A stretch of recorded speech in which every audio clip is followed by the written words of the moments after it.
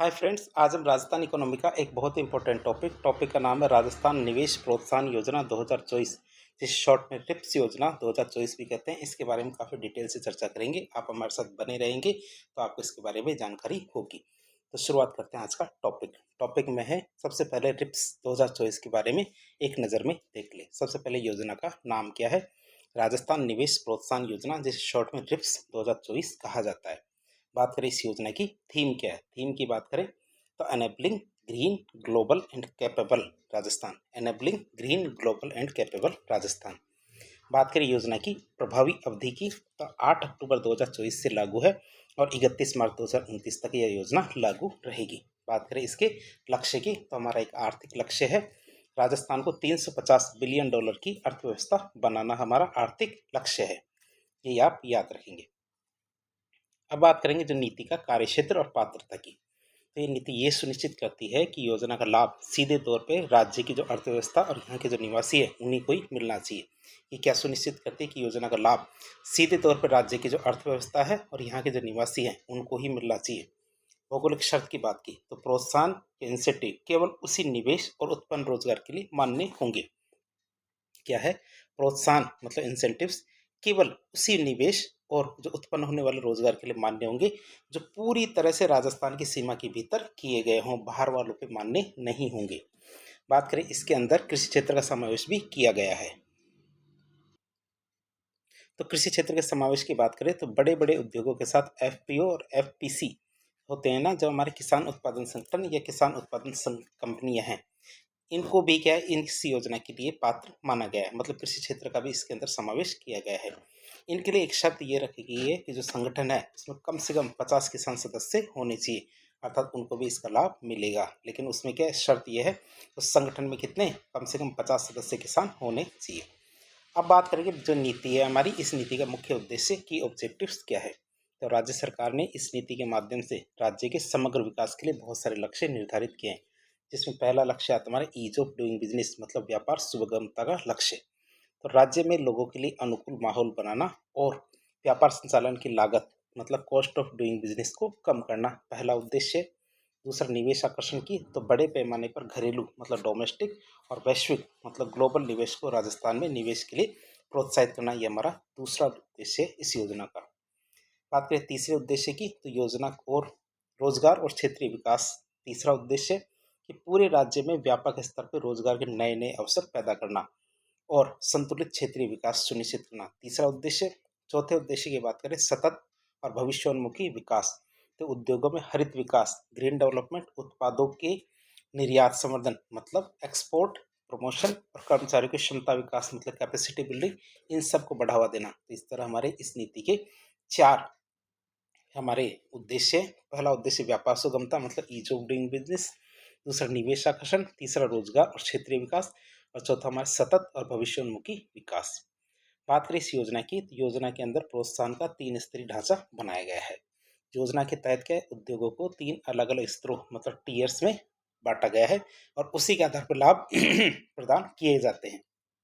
योजना के तहत क्या है, उद्योगों को 3 अलग अलग स्तरों मतलब टीयर्स में बांटा गया है और उसी के आधार पर लाभ दिए जा रहे हैं।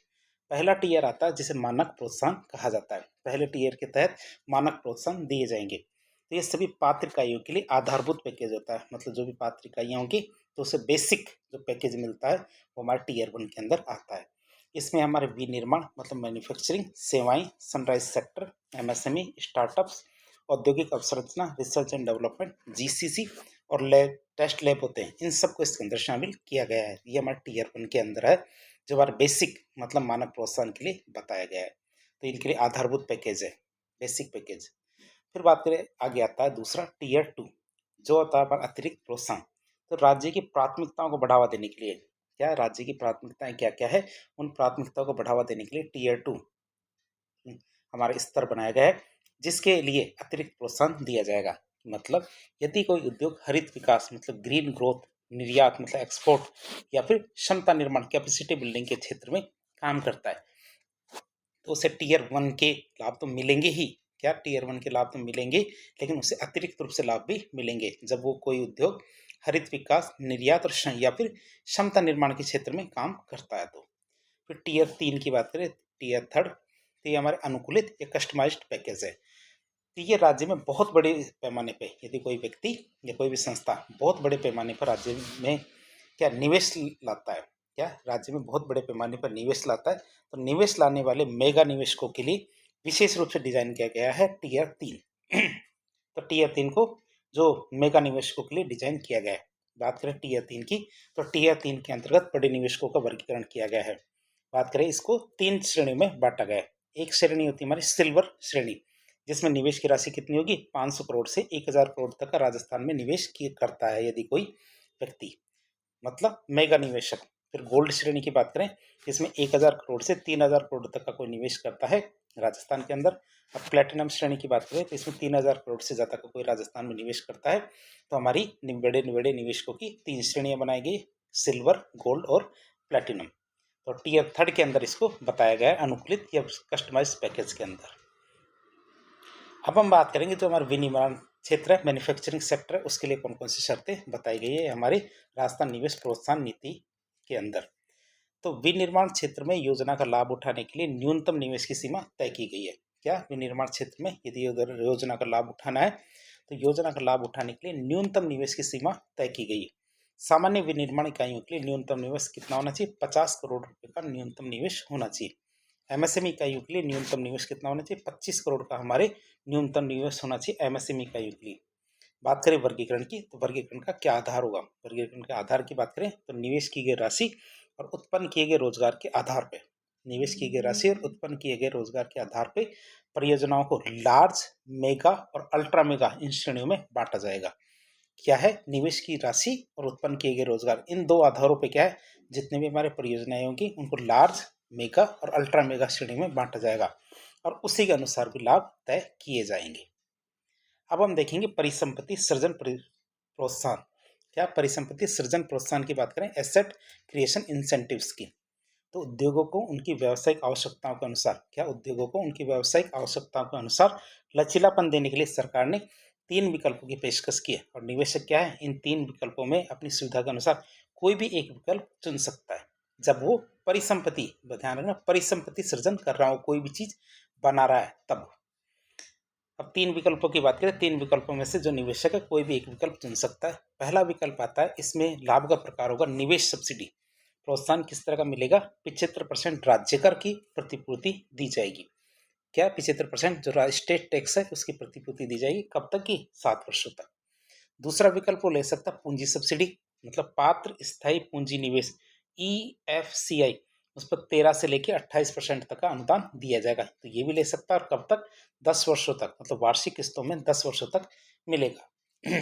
तीसरा विकल्प हमारा टर्नओवर लिंक्ड, TLI की बात करें तो नेट सेल्स ओवर, क्या नेट सेल्स टर्नओवर का 1.2 से 2% तक का प्रोत्साहन दिया जाएगा और ये भी कितना, 10 वर्षों तक दिया जाएगा। तो 3 विकल्प दिए गए, तीनों में से कोई भी निवेशक तीनों में से कोई भी विकल्प चुन सकता है। आप इसे याद रखें, कब, जब वो व्यक्ति क्या है, परिसंपत्ति सृजन करता है, ध्यान रखना, परिसंपत्ति में एसेट क्रिएशन का काम करता है, तभी वो तीनों का विकल्प उसे मिलेगा। फिर एडिशनल बूस्टर्स की बात करें, अतिरिक्त बूस्टर्स की, तो मूल प्रोत्साहन जो टीयर 1 के अंदर हमने देखा था, उसके अलावा यदि कोई उद्योग राज्य के विशेष लक्ष्यों को पूरा करता है, मतलब राज्य ने जो लक्ष्य तय किए तो उन विशेष लक्ष्यों को पूरा करता है, तो उसे ये अतिरिक्त टॉपअप लाभ दिए जाएंगे। और वो कौन कौन से टॉपअप लाभ है देखते हैं। पहला आता है बूस्टर का नाम, बूस्टर का नाम ये है हमारे रोजगार प्रोत्साहन। रोजगार प्रोत्साहन की बात करें एम्प्लॉयमेंट की, तो तय न्यूनतम सीमा से अधिक रोजगार सृजन करता है। क्या, तय जो न्यूनतम सीमा है उससे अधिक यदि रोजगार सृजन करता है तो अतिरिक्त लाभ क्या होगा, 10 से 15% तक का अतिरिक्त लाभ दिया जाएगा। फिर बात करें प्राथमिकता क्षेत्र या थ्रस्ट सेक्टर के अंदर काम करता है और जो हमारा तय सीमा है उससे ज़्यादा काम करता है, तो राज्य के द्वारा चिन्हित प्राथमिक क्षेत्र में निवेश करने पे 10% अतिरिक्त लाभ दिया जाएगा। एंकर इकाई की बात करें, उस क्षेत्र में यदि काम करता है, बूस्टअप करता है, तो किसी नए क्षेत्र या क्लस्टर में लगने वाली पहली प्रमुख इकाई जो होगी ना, मेगा या अल्ट्रा मेगा, इस क्षेत्र में होती है, तो उसे 20% अतिरिक्त प्रोत्साहन दिया जाएगा। अब ब्याज अनुदान की बात करें, इंटरेस्ट सबवेंशन की, तो संयंत्र मतलब प्लांट और मशीनरी के लिए किए गए जो टर्म लोन है उन पर जो पात्र होंगे। लाभ की बात करें तो 5 वर्षों तक 5% की ब्याज सहायता दी जाएगी। तो ये हमारे ये है अतिरिक्त जो बूस्टर की, तो बूस्टर के क्षेत्र 4 चुने गए हैं रोजगार प्रोत्साहन के लिए, प्राथमिकता क्षेत्र के लिए, एंकर इकाई के लिए और ब्याज अनुदान के लिए ये बूस्टर क्षेत्र है। शर्तों की बात करें, रोजगार प्रोत्साहन की शर्त हमारे न्यूनतम सीमा से अधिक रोजगार सृजन कर ले तो 10 से 15% तक का अतिरिक्त प्रोत्साहन। प्राथमिकता क्षेत्र के अंदर वो बूस्टअप करता है तो राज्य के द्वारा जो चिन्हित जो प्राथमिक क्षेत्र है उनमें निवेश करते हैं तो 10% अतिरिक्त लाभ मिलेगा।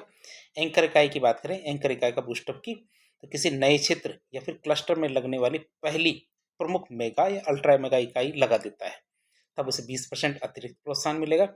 और ब्याज अनुदान की बात करें तो संयंत्र और मशीनरी के लिए किए गए जो हमारा टर्म लोन है उस पर हमारे 5 वर्षों तक 5% की ब्याज सहायता मिलेगी।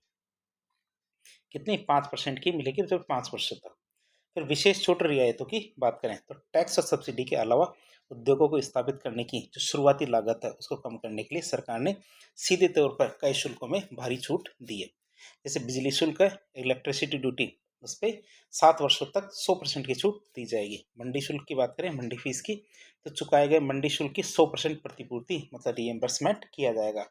स्टाम्प ड्यूटी की बात करें तो भूमि खरीद या लीज डीड पर भूमि खरीद या लीज डीड पर 75% की छूट दी जाएगी। और रिक्को की भूमि अनुदान की बात करें, रिक्को भूमि भुगतान की बात करें तो रिक्को जो हमारे राजस्थान राज्य औद्योगिक विकास और निवेश निगम है उससे ली जाने वाली जो जमीन है, रिक्को से ली जाने वाली जमीन के लिए 10 वर्षों का लचीला भुगतान मॉडल दिया जाएगा मतलब फ्लेक्सिबल पेमेंट सिस्टम दिया जाएगा। 10 वर्षों तक वो टुकड़ों में पैसा दे सकता है।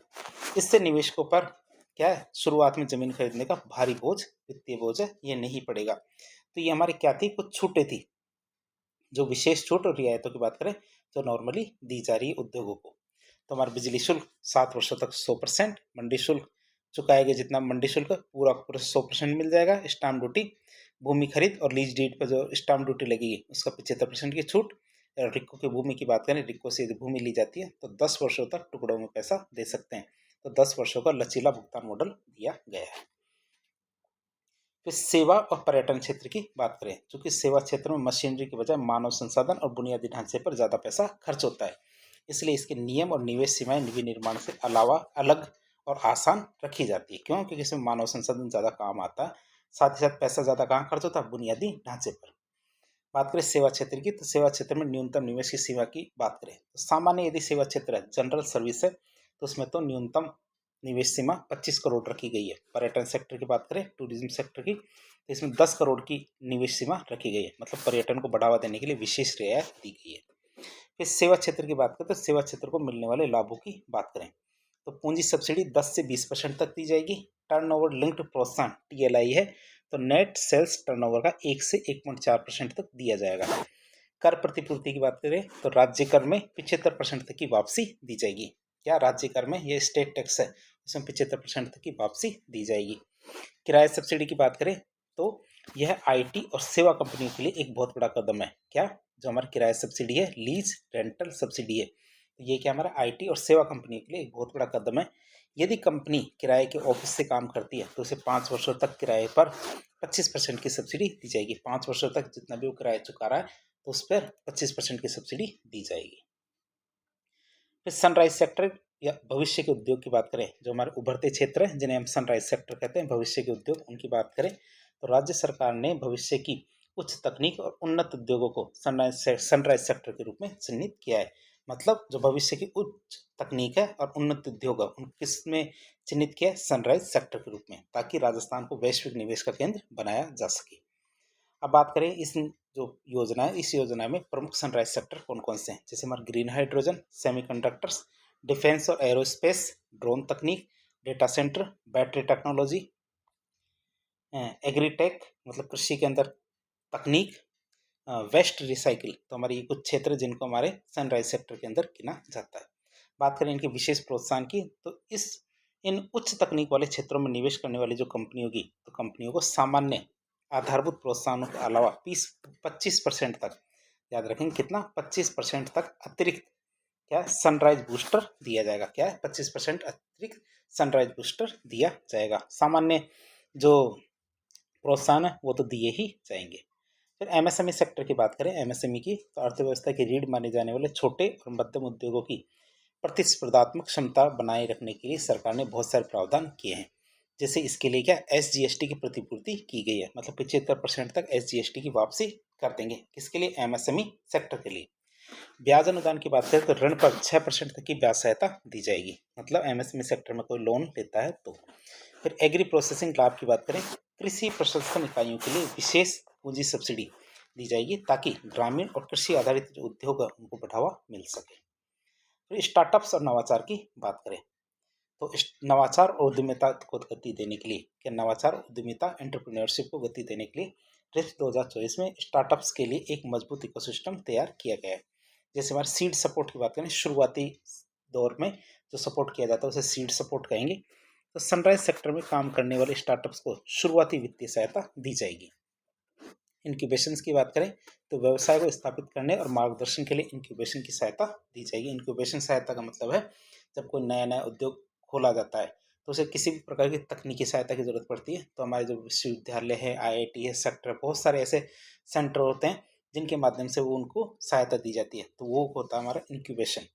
इंक्यूबेशन की बात करें तो व्यवसाय को स्थापित करने और मार्गदर्शन के लिए इंक्यूबेशन सहायता दी जाएगी।